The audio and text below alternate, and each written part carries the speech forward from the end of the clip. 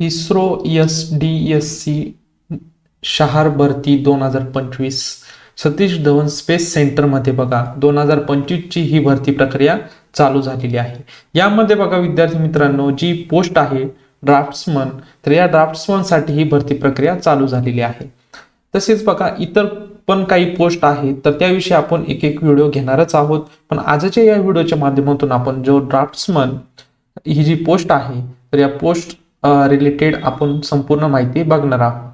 म्हणजेच तुम्हाला कोण कोण एलिजिबल असणार आहे या पोस्टसाठी ऍप्लिकेशन करण्यासाठी, तसेच बघा तुम्हाला फी किती लागणार आहे ऍप्लिकेशन करण्यासाठी, त्यानंतर मग बघा एज लिमिट किती असणार आहे, तसेच बघा इतर जी काही इम्पॉर्टंट माहिती आहे, तर ती माहिती आपण आजच्या या व्हिडिओच्या माध्यमातून बघणार आहोत।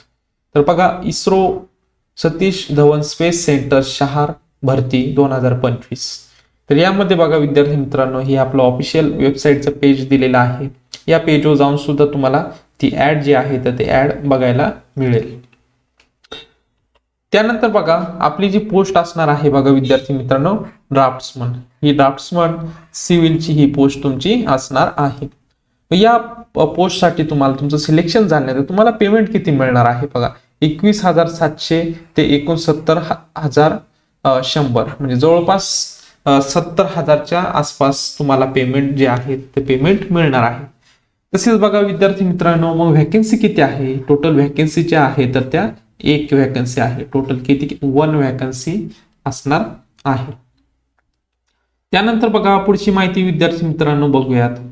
मग यासाठी बघा तुम्हाला ऍप्लिकेशन करण्यासाठी एज्युकेशन क्वालिफिकेशन काय लागणार आहे, सर्वात महत्त्वाचं म्हणजे काय एज्युकेशन क्वालिफिकेशन। मग SSLC किंवा SSC पास, म्हणजेच विद्यार्थी मित्रांनो तुम्ही फक्त 10वी पास असाल, म्हणजे तुमचं 10वी झालेला असेल। अजून काय सांगितलेलं आहे बघा, तुमचा जर ITI हा ड्राफ्ट्समन सिव्हिल ट्रेड मध्ये झालेला असेल बघा, म्हणजे प्लस तुमचं जर ITI झालेला असेल किंवा NTC मध्ये जर तुमचा ड्राफ्ट्समन सिव्हिल ट्रेड मध्ये जर झालेला असेल, ते सुद्धा विद्यार्थी म्हणजे काय सांगू शकतो, ITI किंवा NTC चा जो कोर्स आहे तो कोर्स जर तुम्ही केलेला असेल ड्राफ्ट्समन सिव्हिल मध्ये, तर ते विद्यार्थी यासाठी एलिजिबल असणार आहे बघा। म्हणजे 10वी प्लस ITI ड्राफ्ट्समन मध्ये किंवा 10वी किंवा NTC चा कोर्स जो आहे ड्राफ्ट्समन सिव्हिल यामध्ये जर तुम्ही केलेला असेल, तर ते विद्यार्थी यासाठी एलिजिबल असणार आहे। आता हे झालं आपलं एज्युकेशन क्वालिफिकेशन। त्यानंतर बघा एज लिमिट बघूयात, 18 ते 35 इयर्स म्हणजे एज लिमिट दिलेलं आहे। मिनिमम किती दिलेलं आहे 18, म्हणजे हे काय झालं मिनिमम, आणि मॅक्सिमम जे आहे तर ते किती दिलेलं आहे 35। आता 35 एज पेक्षा जास्त जे विद्यार्थ्यांचं एज जर असेल, तर त्या विद्यार्थ्यांसाठी एज रिलॅक्सेशन जे आहे तर ते मिळणार आहे। पण त्यासाठी जे विद्यार्थी SC किंवा ST कॅटेगरीतील विद्यार्थी असाल, तर तुम्हाला बघा 5 इयरचं एज रिलॅक्सेशन मिळणार आहे। आणि जर तुम्ही बघा OBC नॉन क्रिमिनल NCL म्हणजेच नॉन क्रिमिनल मध्ये असाल, तर तुम्हाला बघा 3 इयरचं एज रिलॅक्सेशन तुम्हाला मिळणार आहे। अशा प्रकारे आपण एज लिमिट आणि एज रिलॅक्सेशन विषयी माहिती बघितलेली आहे। त्यानंतर बघा मग तुम्हाला फी किती लागणार आहे, सर्वात महत्त्वाचं म्हणजे ऍप्लिकेशन फी किती लागणार आहे, तर तुम्हाला 500 रुपये जी फी आहे तर ती फी लागणार आहे। आणि त्यानंतर बघा जर तुम्ही रिटर्न टेस्ट जी आहे तर ती पहिली रिटर्न टेस्ट असते, तर ती रिटर्न टेस्ट पास झाल्यानंतर जर तुम्ही SC किंवा ST कॅटेगरीमध्ये किंवा एक सर्व्हिसमॅन असाल किंवा ऑल कॅटेगरीतील वुमन जर असाल, तर तुम्हाला बघा तर ती फी जी आहे तर ती फी रिटर्न मिळणार आहे। म्हणजे जे तुम्ही 500 रुपये अगोदर भरलेले आहे तर ते तुम्हाला रिटर्न मिळणार आहे।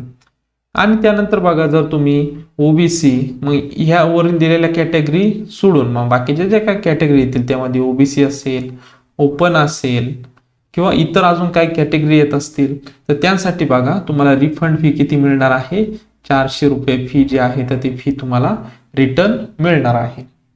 मग त्यासाठी बघा ही जी फी तुम्हाला परत मिळवण्यासाठी तुम्हाला एक तर फर्स्ट स्टेज जी आहे रिटर्न टेस्ट पास होणे गरजेचं आहे।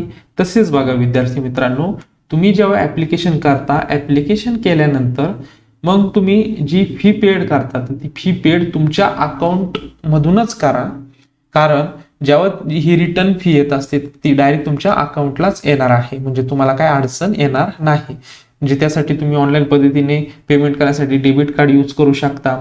शक्यतो डेबिट कार्डच यूज करा, जेणेकरून त्यावर तुमची माहिती वगैरे संपूर्ण म्हणजे अकाउंट नंबर वगैरे जो असतो तो व्यवस्थित असतो आणि पेमेंट करताना इझी जात असतं.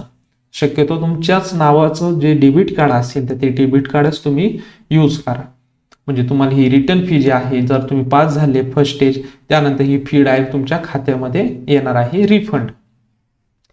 आता हे झालं आपण ऍप्लिकेशन फी विषयी आपण माहिती बघितलेली आहे. त्यानंतर बघा मग ऑनलाईन ऍप्लिकेशनला सुरुवात कधी झालेली आहे बघा, 16/10/2025 म्हणजे 16 ऑक्टोबर 2025 ला ऍप्लिकेशन करण्यासाठी सुरुवात झालेली आहे.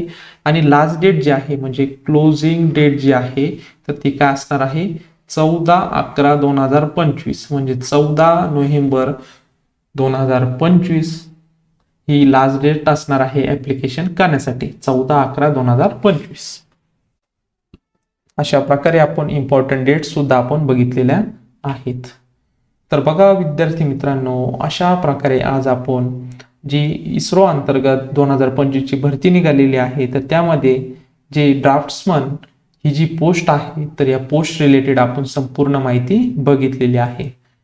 तर विद्यार्थी मित्रांनो, आपल्या चॅनल जर तुम्ही नवीन असाल तर चॅनल सबस्क्राईब करून घ्या, म्हणजेच तुम्हाला नवनवीन व्हिडिओ तसेच नवनवीन अपडेट्स तुम्हाला भेटत जातील. तर विद्यार्थी मित्रांनो, भेटूयात नवीन अशा एका व्हिडिओमध्ये. तोपर्यंत धन्यवाद.